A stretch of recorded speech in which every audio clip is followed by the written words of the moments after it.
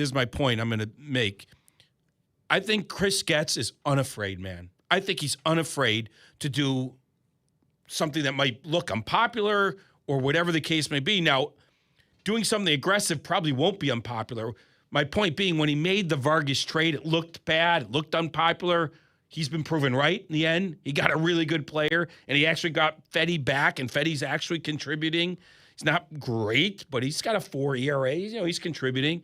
So I think everything Getz has done to this point has emboldened himself to be unafraid. Mm-hmm. And so my point is, I think he will do something aggressive by August 3rd. I do. I think he's willing to give up one good prospect. I don't know who that is. I don't know what that looks like.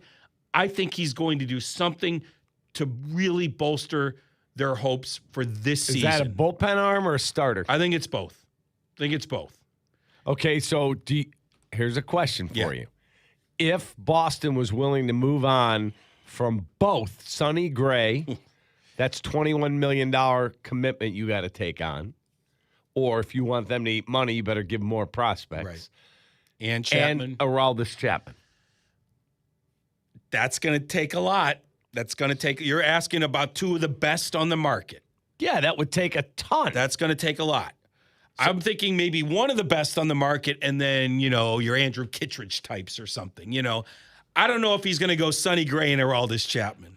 If he does, that'd be awesome. Oh, my that'd be God. Awesome. I think the better then question... you're all in it to try then and you're win all in, right? The better question to ask is who's off limits. That can sort of help you narrow down where the Sox can go in terms of the prospects that they're Well, if you're willing getting to give two up. pitchers from Boston, they're going to ask you for Hagen Smith. They're going to Braden ask Montgomery. They will ask for him. Yeah. They won't get him. Right. But they'll ask for Hagen Smith. They'll ask for Caleb Bonham. Yeah. They're going to ask for somebody off that major league roster. It would be fun if in the next CBA you could trade draft picks. Can you imagine? That proposal's out there. I know it is. Can you imagine? From the owners. You have the number one pick. You're having this incredible season. I mean, can you imagine if that was our topic today? Would you trade the number one pick for Sonny Gray and Aroldis Chapman? Right. They said, okay, man. give us Hagen Smith and the number one, and you can have them.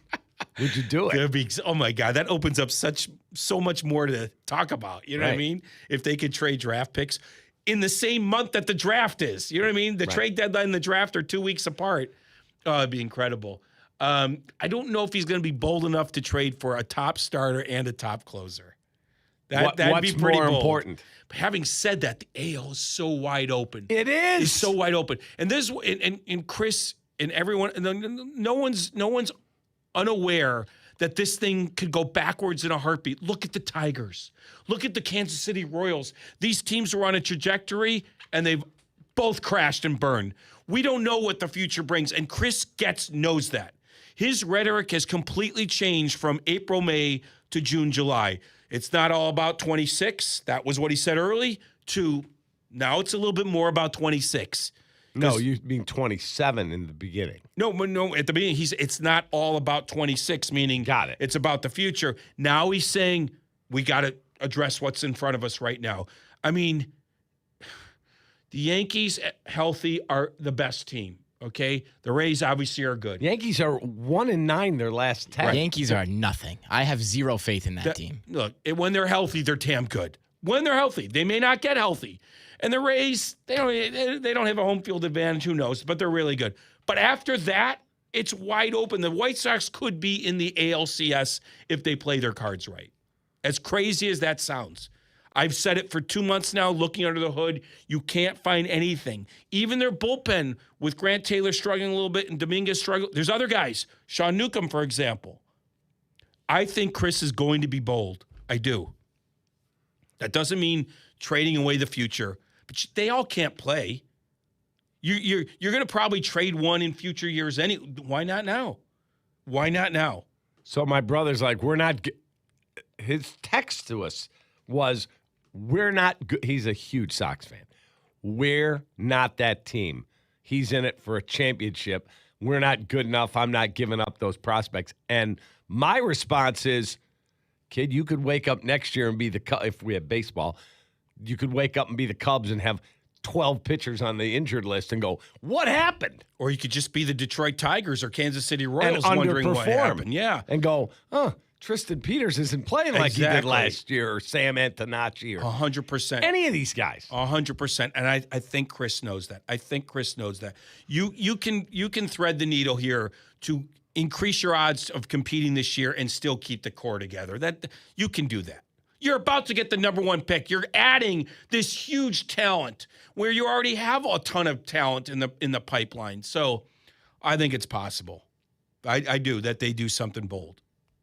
That would be amazing. It would be. The question is, will Jerry take on money? Like Sonny Gray he's pitched outstanding. I don't think he's a number 1. He's pitching like a 1, but I don't look at him and go, wow, that's a 1. I could be, but he's really good. He's got $21 million left on his deal. I could be naive, but I've said this to you before. Jerry wants to win. I could be naive. Why is he holding on to this team for another 3 or 4 years at least, right? Why is he seeing another rebuild through? Why not just sell it now before, or a year ago? Because he wants to win. He wants one more shot at it. And yes, he's not taking on $300 million in contract and things like that. He's not doing that.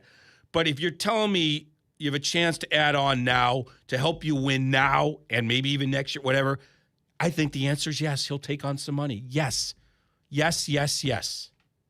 That would be incredible. Yeah, and I think Chris is going to do something. Okay. I do. When we come back, I want you to talk about what Jed would do. That's a tougher one to answer. All right, we'll get into that. What would you do as a Sox fan or as a Cubs fan? What would you do if the right deal presented itself? Skubal or Sonny Gray or Aldis Chapman or Joe Ryan or Logan Webb. What would you do? Because you saw the prices last year. No starters of consequence moved last year. The prices were insane. Nobody paid it. What would you do?